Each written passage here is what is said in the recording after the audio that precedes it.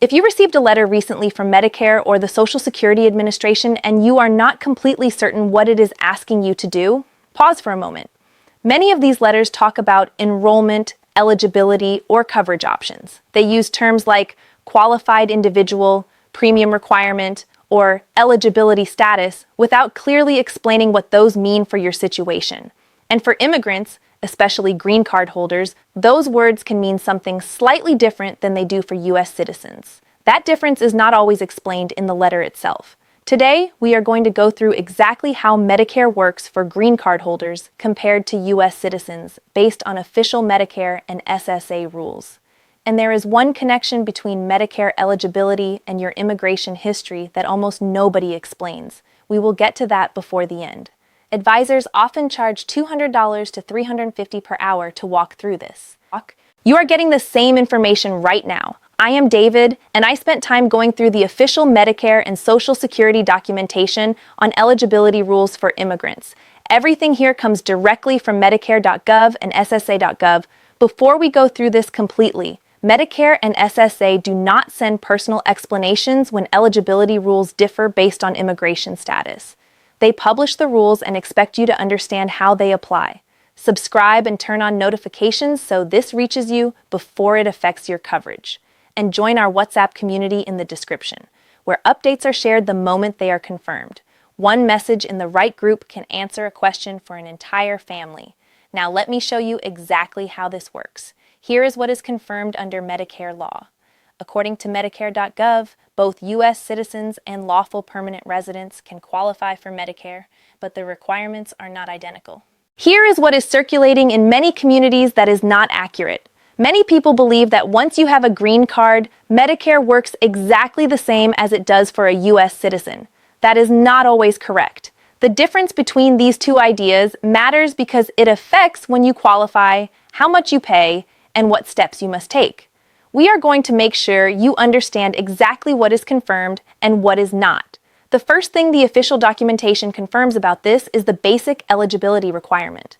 According to Medicare rules at Medicare.gov, U.S. citizens qualify for Medicare primarily based on age and work history.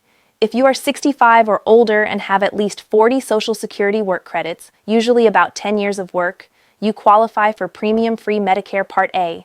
For green card holders, the rule is similar, but with an added condition. You must have lived in the United States as a lawful permanent resident for at least 5 continuous years before applying.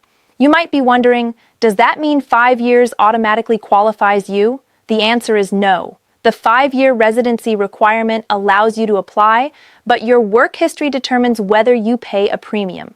If you do not have enough work credits, you may still enroll, but you will pay a monthly premium for Part A. In recent years, that premium has been around $500 per month for those without sufficient credits. Most people with full work history pay $0 for Part A. That difference is significant. The second point is where most people have been given incomplete information.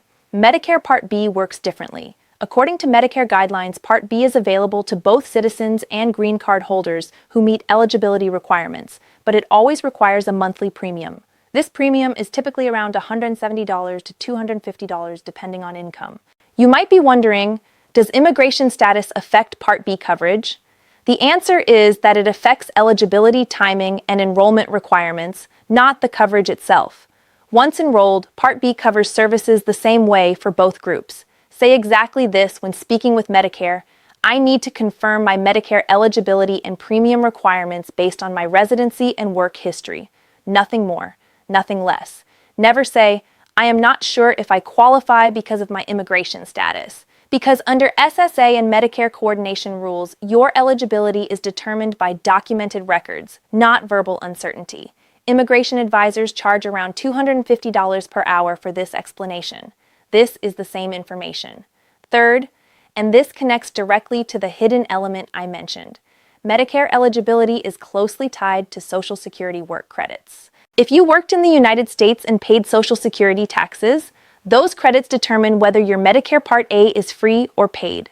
For example, someone with 40 credits pays no premium. Someone with fewer credits may pay a reduced premium or full premium depending on the number of credits. You might be wondering, what if you worked in another country? This is where international agreements come into play. According to SSA rules, the United States has totalization agreements with certain countries. These agreements may allow you to combine foreign work credits with U.S. credits to qualify.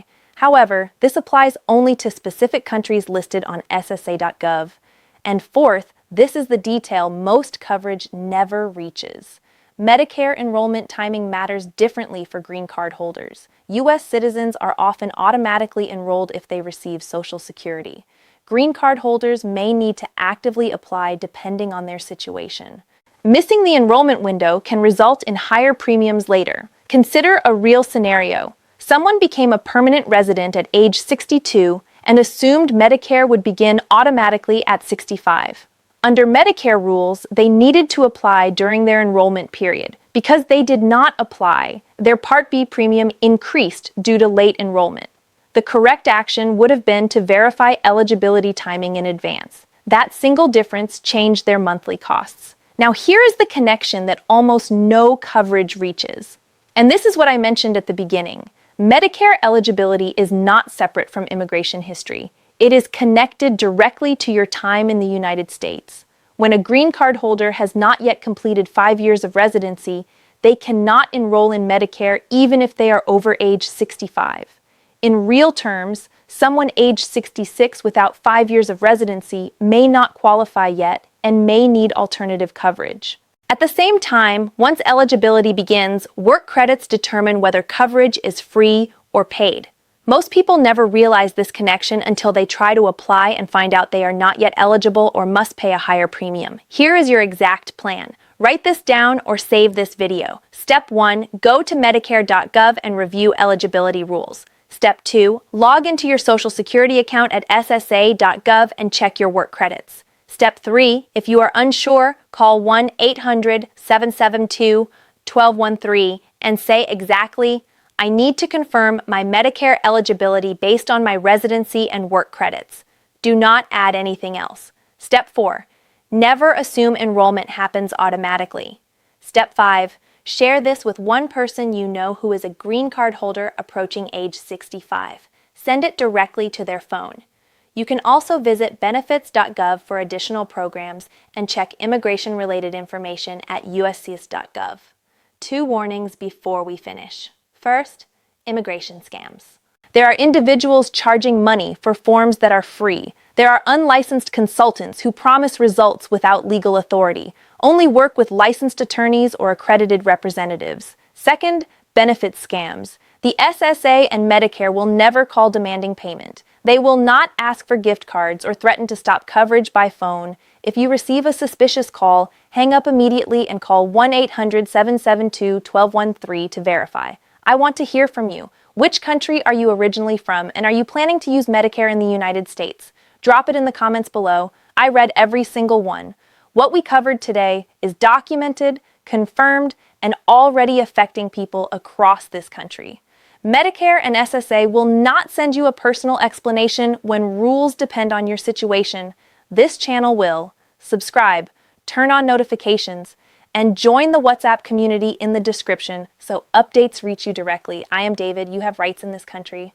You have benefits you have earned. Knowing both protects everything. Take care of yourself.